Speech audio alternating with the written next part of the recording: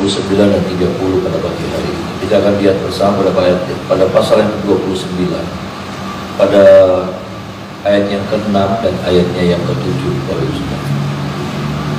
Ayat 6 dan ayat yang ke-7 sama-sama kita baca ayat 1, 2, 3.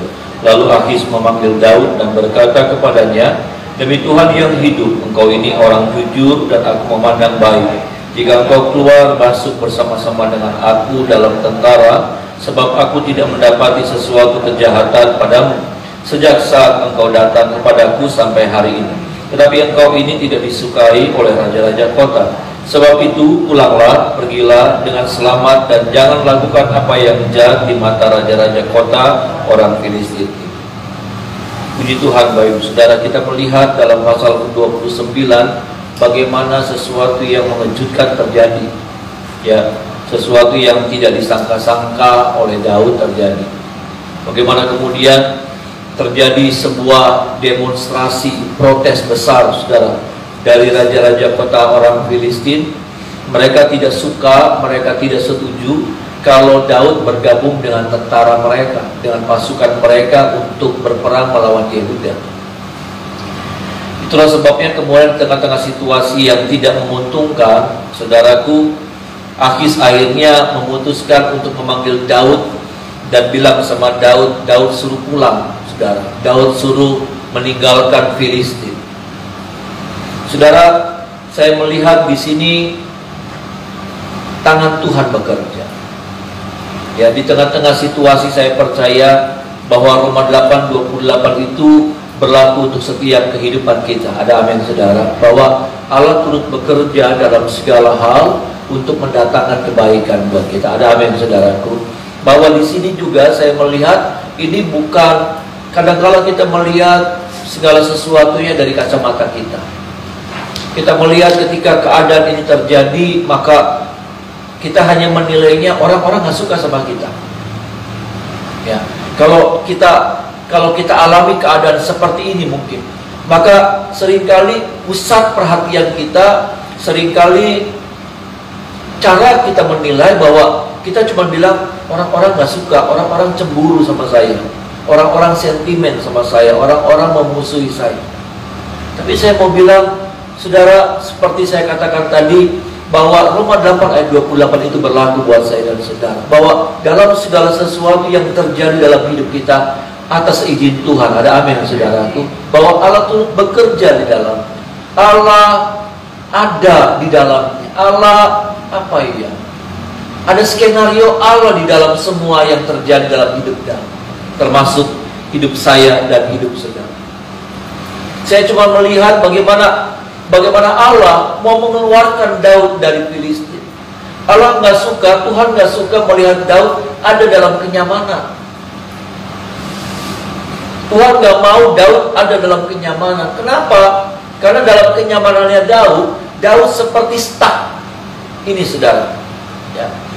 Dalam kenyamanannya Daud tuh ngalamin yang namanya berhenti melangkah. Dia sedang tidak masuk dalam jalurnya, rencananya Tuhan. Bahkan boleh dibilang dia sedang berbelok, dia sedang lari dari rancangannya Tuhan. Dia ada di Siklak aman. Hampir 2 tahun loh, saudara. Alkitab mengatakan, raja-raja Filistin ini mengatakan bahwa sudah hampir 2 tahun dia ada di antara kita. Hampir 2 tahun. Dan Daud betah gitu. Kenapa? Karena tadinya saudara Daud dikejar dari sini, dari kesana, dari mana-mana. Daud selalu dikejar sama Saul. Dan pada waktu mereka ada di Filistin, Daud di Filistin, nggak berani Saul kejar Daud, nggak mampu. Dan Daud merasa nyaman sekali di situ. Makanya Daud betah. Bagaimana caranya Tuhan mengeluarkan Daud supaya Daud masuk lagi dalam rencananya Allah? Bagaimana caranya Tuhan untuk mengeluarkan Daud supaya apa? Supaya Daud masuk lagi dalam apa? Tracknya Allah. Ingat, saudara, bahwa kita disadarkan pagi hari ini kita tuh harus selalu senantiasa ada di tracknya Allah. Ada amin, saudara? Di jalurnya Allah. Dan jalurnya Allah memang gak gampang. Dalam jalurnya Allah, saudara, ada kenikmatan, ada kebahagiaan, ada sukacita, betul. Tapi dalam jalurnya Allah itu juga ada tantangan-tantangan. Ada amin, saudara. Ada yang namanya pergumulan-pergumulan, dan Daud lagi lari. Daud lagi menyingkir dari tracknya Allah. Dan Daud merasa nyaman di situ. Daud merasa betah di situ. Daud menikmati keadaannya. Nggak ada lagi keinginan Daud untuk kembali ke Yehuda, sepertinya begitu. 2 tahun hampir. Kalau tidak terjadi keadaan seperti ini, ayatnya yang ke-6 dan ayat yang ke-7, kayaknya bertahun-tahun Daud ada di Filistin. Dan pada akhirnya apa? Saya cuma bilang begini, pada akhirnya pudar, ya. Daud akan pudar semangatnya, pudar visinya, pudar juga kehendak Allah dalam hidupnya jadi pudar.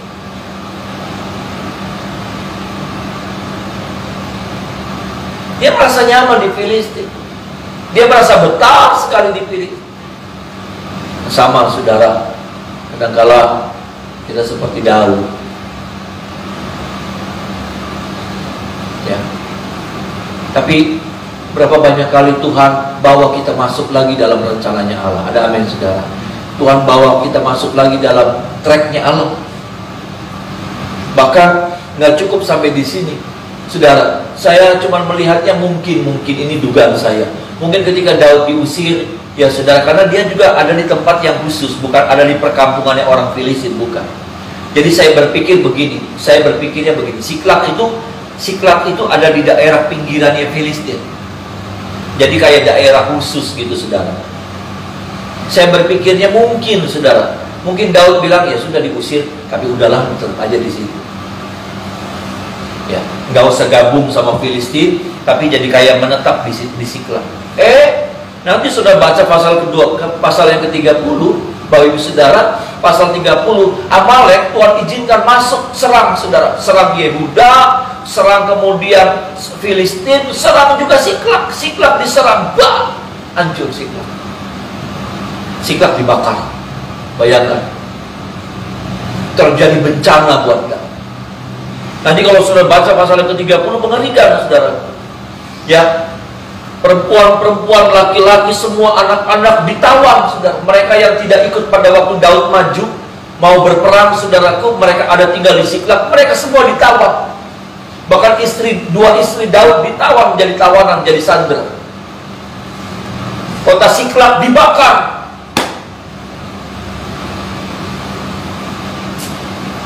Satu keadaan yang mengerikan, satu keadaan yang, ya apa ya, saudara, menyedihkan. Kalau kita alami keadaan seperti itu, kita akan kecewa, kita akan marah, kita akan bingung, saudara.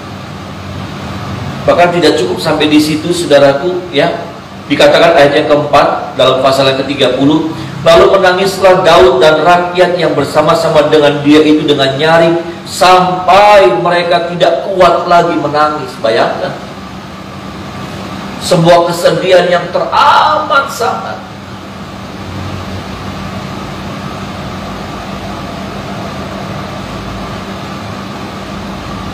Sampai nanti sudah baca ayat yang ke-6, Daud sangat terjepit karena rakyat mengatakan hendak melempari dia dengan batu. Kita bisa bayangkan, nggak, saudara? Ya. Kalau kita dengar firman tuh, kita coba membayangkan. Maka firman itu menjadi hidup. Firman itu bisa jadi rema buat kita, karena kita coba menyelami cerita itu. Daud betul-betul lagi udah jatuh, ketimpa tangga, udah ketimpa macam-macam. Sudah dia diusir dari Filistin, dia pulang ke Siklak. Siklak dia lihat ternyata sudah dikalahkan, dibakar, Bukan cuma itu saudara, ya, semua orang-orang yang tinggal di Siklag, saudaraku, ditawan jadi tawanan orang Amalek. Nggak cukup sampai di situ, apa lagi yang terjadi saudara? Apa lagi yang terjadi? Daud dalam keadaan terjepit. Orang-orang sekarang marah sama Daud, berbalik, tadinya mendukung Daud, sekarang mereka marah. Kenapa? Keluarga-keluarga mereka semua ditawan sekarang. Istri-istri daripada pahlawan-pahlawannya Daud sekarang dibawa semuanya. Anak-anak semua jadi tawanan semuanya. Mereka marah, saudara. Mereka marah sama Daud. Mereka menyalahkan satu orang, Daud. Coba bayangkan, bertubi-tubi.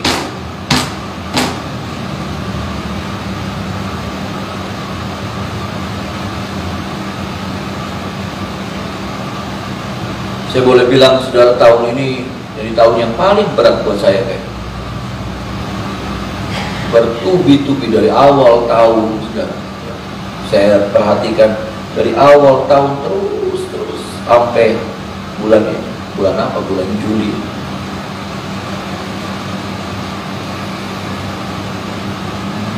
Dan mungkin saudara sedang mengalami keadaan yang seperti itu. Lihat baik-baik, apa sebetulnya yang Tuhan sedang buat. Adakah Tuhan sedang menguji saudara dan saya? Adakah Tuhan sedang seperti Daud, sedang mau mengeluarkan kita dari kenyamanan kita? Untuk apa? Untuk kembali kita masuk dalam rencananya Allah. Bisa jadi Tuhan lagi uji saudara, puji Tuhan, sedang memurnikan saudara. Untuk apa saudara muncul jadi emas murni? Ada amin saudara. Ya puji Tuhan. Tapi mungkin hari-hari ini yang terjadi dalam hidup saya harus pastikan lagi, itu adalah sebuah cara Tuhan untuk menarik saya keluar dari kenyamanan saya. Untuk menarik keluar saudara dari kenyamanan saudara.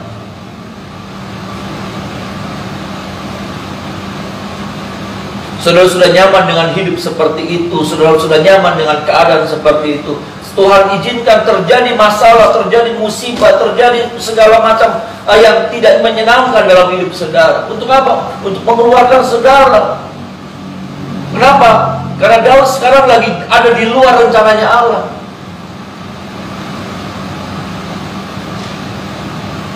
Seperti Elia, saudara. Elia memang rencana Allah meluputkan dia, naik ke Gunung Horeb. Tapi ternyata saudaraku, Elia kehilangan visi di sana. Elia kehilangan gairah di sana. Elia kehilangan apa ya? Semangatnya. Elia kehilangan panggilan Tuhan dalam hidupnya sebagai seorang nabi. Elia betah di Gunung Horeb.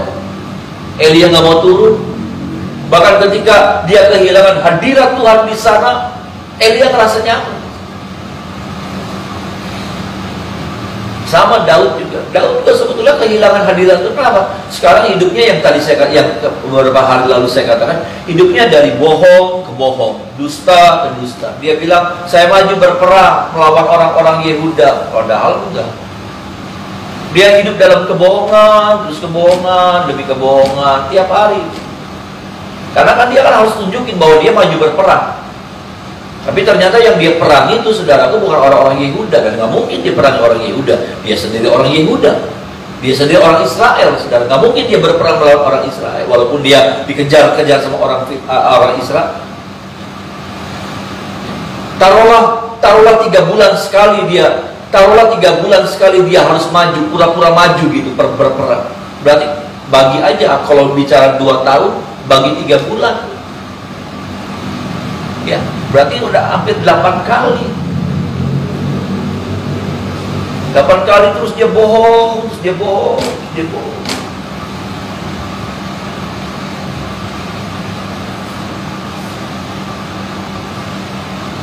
Ini Bapak Ibu Saudara, mari sama-sama kita merenungkan firman Tuhan. Apa sih yang sebetulnya Tuhan lagi buat dalam hidup kita? Kita suka yang namanya kenyamanan tuh, saya cari itu, saudara cari itu, betul saudara ya. Kita tuh suka yang namanya keadaan nikmat, nyaman, tentram, damai, tidak ada masalah, betul. Tapi jangan sampai, jangan ya, keadaan nyaman itu ternyata, saya mau bilang begini, dalam kenyamanan juga ada, dalam jalannya Tuhan, dalam rancangan itu ada kenyamanan. Tapi jangan sampai kenyamanan yang sedang kita alami, kenyamanan karena kita sedang keluar dari rencananya Allah.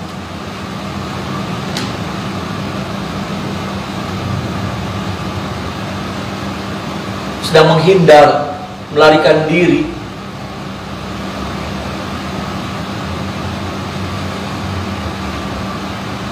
Tolong kita Bapak Ibu Saudara.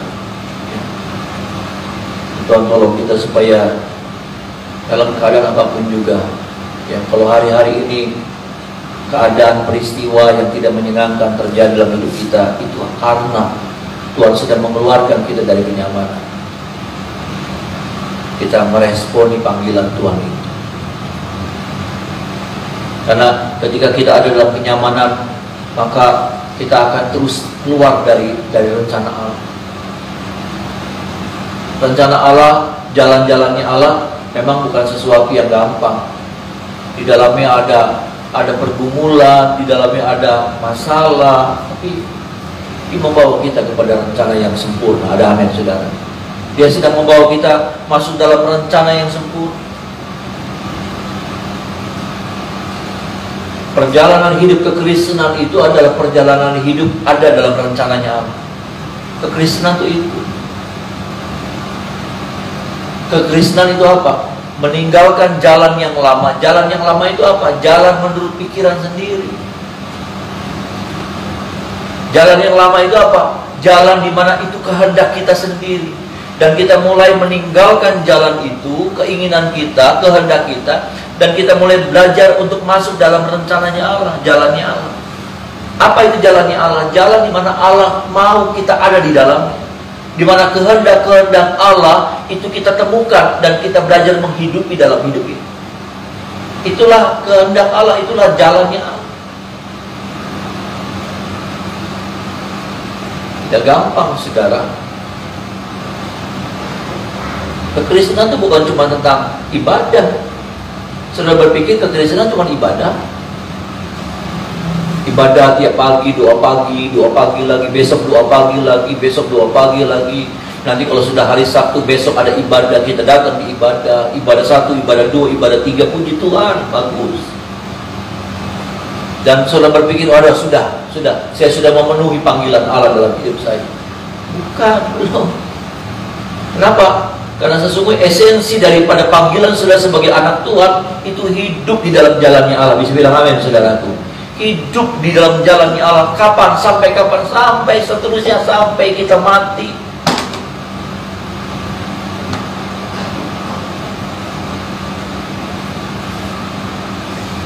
Hidup kekristenan itu bukan cuma tentang ibadah, baca firman, berdoa, ibadah, baca firman, berdoa, persembahan, terus cuma itu penekanannya. Ibadah, saudara, doa, baca firman, persembahan, terus itu.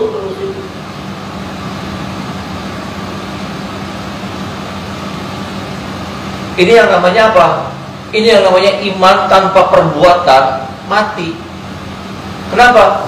4 ini, tapi kalau tidak ada langkah iman, apa itu menghidupi firman, menjadi pelaku firman, maka 4 ini jadi sia-sia. Ibadah, ya baca firman, berdoa, persembahan, tapi tidak ada langkah iman. Apa itu langkah iman? Mulai belajar tuh saudara hidup di dalam rencananya Allah, hidup dalam jalan-jalannya Allah.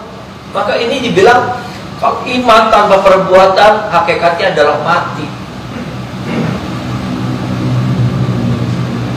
Jadi kekristenan bukan penekanannya itu. 4 ini adalah sesuatu yang sedang mempersiapkan kita, mendorong kita, memotivasi kita untuk apa? Untuk melakukan yang bagian yang terakhir ini nih saudara. Menjadi pelaku firman, menghidupi firman. Perbuatan ini.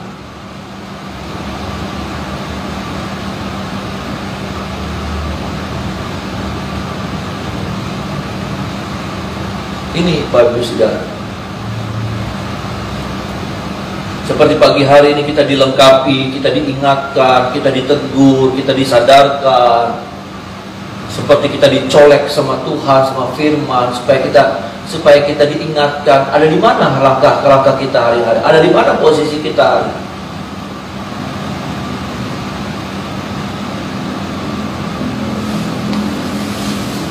Gak gampang, saudara. Saya melihat perjalanan iman kita nih, perjalanan kekristenan kita tidak mudah. Untuk ibadah saja itu kan tidak mudah. Ada banyak kemalasan, ada banyak waktu yang kita pilih mau ibadah atau mau ini apa mau ibadah. Itu aja buat melakukan ibadah saja, untuk baca firman saja itu tidak mudah, untuk berdoa saja itu tidak mudah, untuk berkorban saja itu sudah tidak mudah. Apalagi kemudian bukan cuma itu, kita dituntut untuk apa? Untuk mempraktekkan firman itu dalam kehidupan kita sehari-hari, hidup dalam rencananya Allah.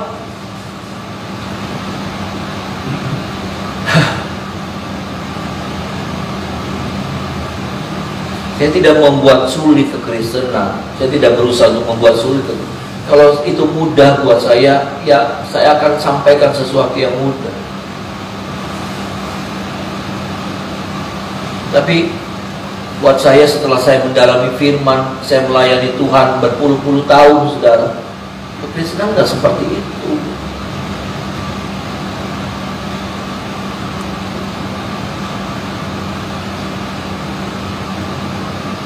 Ini seperti Daud hebat, suka memuji Tuhan, ya, tulis mazmur banyak, saudara.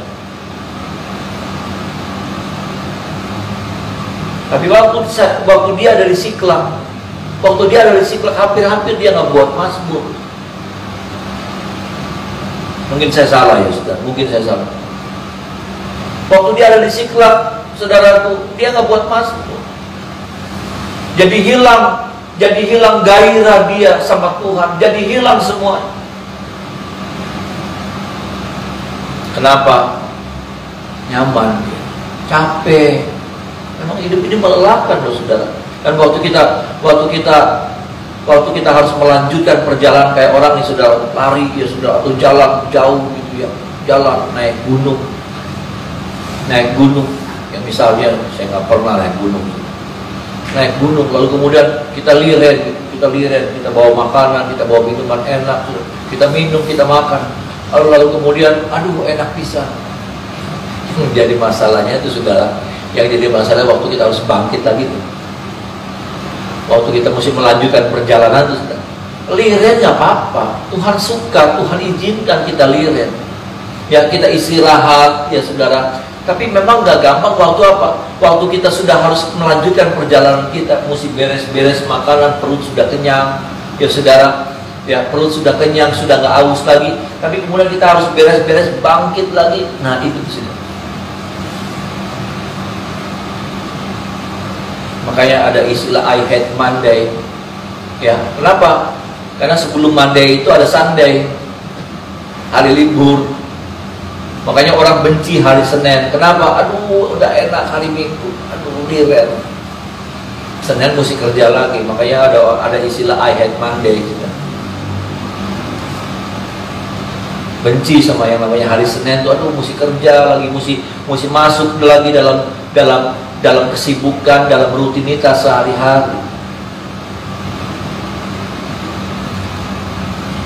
Tapi memang itulah yang harus kita kerjakan. Nanti ada satu peristirahatan. Nanti kita akan masuk dalam peristirahatan. Dan kalau waktu itu belum datang, ya sudah, kita berarti harus menjalani terus kehidupan ini. Tapi nanti akan datang satu peristirahatan.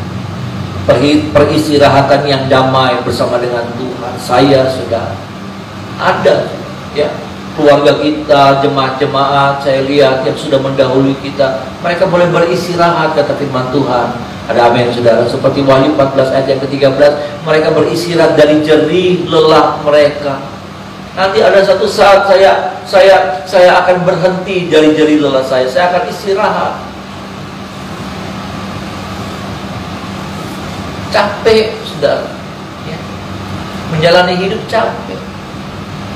Melayani itu juga gak gampang. Tapi belum waktunya kita istirahat. Ya, ada waktunya kita liren, bukan istirahat terus. Liren sebentar, bangkit lagi. Menepi sebentar, tapi masuk lagi di jalurnya Allah. Tapi Daud kelamaan. Makanya apa? Makanya Tuhan buat tuh pasal 29. Orang-orang raja-raja kota, ya saudaraku, di Filistin bilang, nggak mau. Kalau Daud ada, kami mundur. Akis nggak bisa ada pilihan.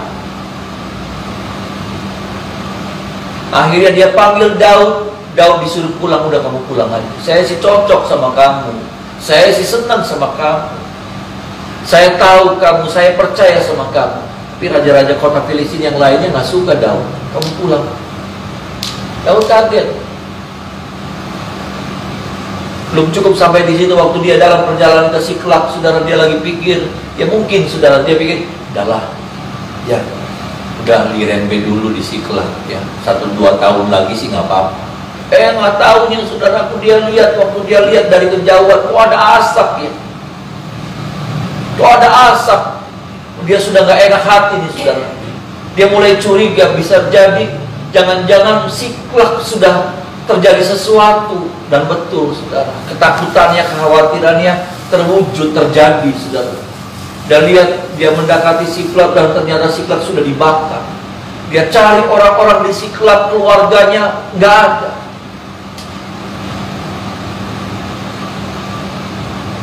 Jangan lama-lama, nanti saya takut kita mengalami keadaan seperti Daud alami. Ada hal-hal yang dihancurkan. Maaf, saudara. Nggak boleh lama-lama kita dalam kelemahan. Nggak boleh lama-lama kita liret. Nggak boleh lama-lama kita jauh. Nanti saya takut, nanti untuk membangkitkan semangat kita supaya kita masuk dalam rencananya Allah, Tuhan mesti buat ada hal-hal yang seperti Siklag dalam hidup kita yang harus dibakar. Siklag itu apa? Aduh, tempat yang nyaman buat Daud. Siklag dihancurin, bakar.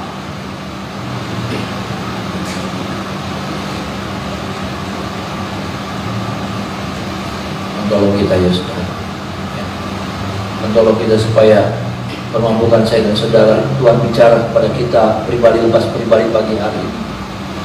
Apa yang kita harus lakukan di hari-hari ke depan, hari ini dan besok dan selanjutnya. Ada hal-hal yang kita harus buat, dan rencana Tuhan belum selesai, dan kita harus kembali masuk dalam rencana Allah, rancangan Allah yang sempurna. Jangan tinggalkan, jangan keluar dari rancangan Allah yang sempurna. Kalau sudah merasa nyaman sekarang, ya puji Tuhan. Tapi maaf sudah, saya takut sudah nanti kenyamanan di situ, nanti lupa diri di situ. Nanti untuk Tuhan supaya mengingatkan, kenapa Daud begitu nyaman? Ya, saya percaya begini, Daud dulu kemarin Tuhan bicara sama Daud, ya Tuhan, gampang. Daud langsung, ya saya percaya Tuhan juga bilang sama Daud, Tuhan juga bicara, Daud keluar dari Siklag, udah kamu kembali ke Yehuda, aku menyertai kamu kok. Saya percaya saudara, saya percaya Tuhan ada bicara seperti itu. Saya percaya bukan cuma 1-2 kali Tuhan bicara, tapi berkali-kali. Tapi apa saudara? Tapi apa? Udah gak mempan suara Tuhan.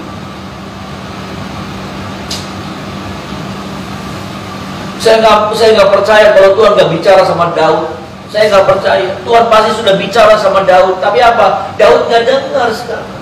Daud gak bisa dengar lagi. Daud sudah kehilangan kepekaannya. Daud sudah kehilangan kepekaan.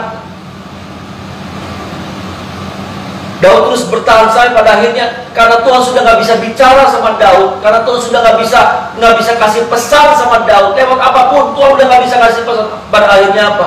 Ya udah dibabut sekalian, dicabut sekalian. Saya percaya nggak mungkin terjadi seperti itu. Kalau sampai Daud dengar suara, peka sama suaranya Tuhan. Tapi Daud sudah gak peka. Daud udah gak bisa dengar suaranya Tuhan. Kenapa? Hatinya udah beda. Akhirnya apa? Ini nih saudara, dibuatnya Daud mengalami keadaan seperti 29 dan 30 1 Samuel. Siklag dibakar, orang-orang ditawan.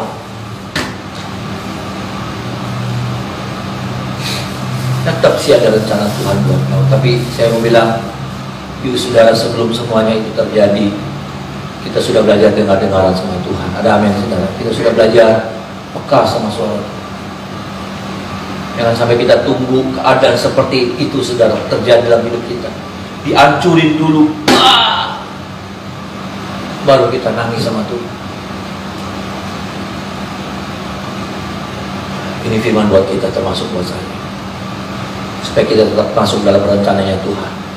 Rencana Tuhan itu sempurna. Ada amin saudara. Dalam rencana Tuhan itu ada masalah, tetapi apa yang terpenting ada penyertaan Tuhan dalam hidup kita. Ada amin saudara.